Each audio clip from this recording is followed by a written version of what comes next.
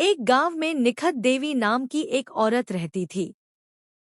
वह अपने सख्त लहजे, कड़वी जुबान और गुस्सैल मिजाज के लिए पूरे इलाके में बदनाम थी। लोग उससे डरते थे और उसके सामने आने से कतराते थे।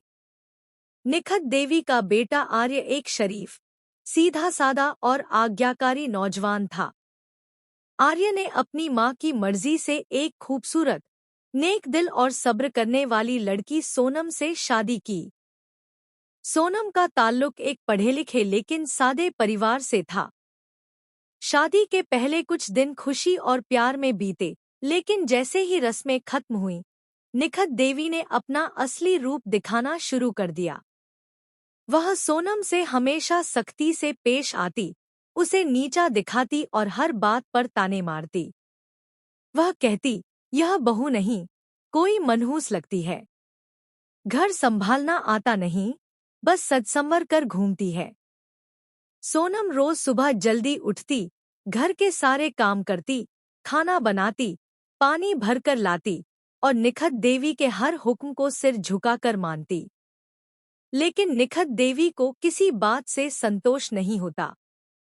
वह चिल्लाती, आटा इतना गीला क्यों गूंथा है? सब्जी में नमक ज्यादा है। नासमझ बहू, कुछ तो अकल करो।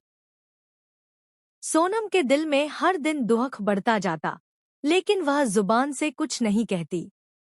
वह अपने ससुराल को अपने मायके से ज्यादा अपना मानती थी और चाहती थी कि सब खुश रहें। आर्य कभी कभी सोनम की आंखों में आंसू देख लेता, लेकिन निखत देवी हर बार बात को घुमा कर कहती, बेटा, बहू नखरे दिखाती है, काम में मन नहीं लगाती। मैं तो बहुत सब्र कर रही हूँ। आर्य अपनी माँ की बातों पर यकीन कर लेता और सोनम की चुप्पी को उसकी गलती समझता। समय बीतता गया। सोनम ने एक प्यारी सी बेटी को जन्म दिया, जिसका नाम आशा रखा गया। लेकिन निखत देवी को बेटी के जन्म पर भी खुशी नहीं हुई। हाय रे किस्मत! लड़का होता तो कम से कम वारिस आता, यह सुनकर सोनम का दिल टूट गया। वह अपनी बेटी को गोद में उठाए चुपचाप आंसू बहाती रही। गांव की एक बुजुर्ग महिला, कुशु कुमारी, जो निखत देवी की पड़ोसी थी, अक्सर यह सब देखती और सोनम से हमदर्दी रखती थी। एक दिन उसने निखत देवी को रोका और कहा, निखत, बहू तुम्हारी बेटी जैसी है। अगर तुम उसे प्यार दोगी तो वह तुम्हें माँ समझकर सारी जिंदगी साथ निभाएगी। जुल्म करके तो तुम सिर्फ दिल तोड़ोगी। लेकिन निखत देवी ने उसकी बातों को हवा में उड़ा दिया। मुझे किसी से सीखने की जरूरत नहीं, सब मेरी इज्जत करते हैं। मगर किस्मत भी अजीब खेल खेलती है। कुछ महीनों बाद आर्य को शहर में नौकरी मिल गई और वह वहां चला गया। निखत देवी और सोनम अकेली रह गई। अब सोनम पर काम का और ज्यादा बोझ आ गया और निखत देवी पहले से ज्यादा सख्त हो गई।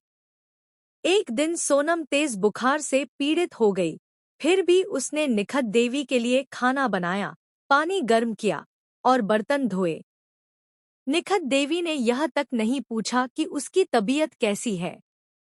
उसी रात आशा की तबीयत भी बिगड़ गई। सोनम ने गांव के वैद्य को बुलाया, लेकिन दवा खरीदने के लिए उसके पास पैसे नहीं थे। वह रो पड़ी। उस पल निखत देवी को कुछ एहसास हुआ। उसने सोनम को एक माँ की तरह रोते हुए देखा तो उसका दिल पहली बार नरम हुआ।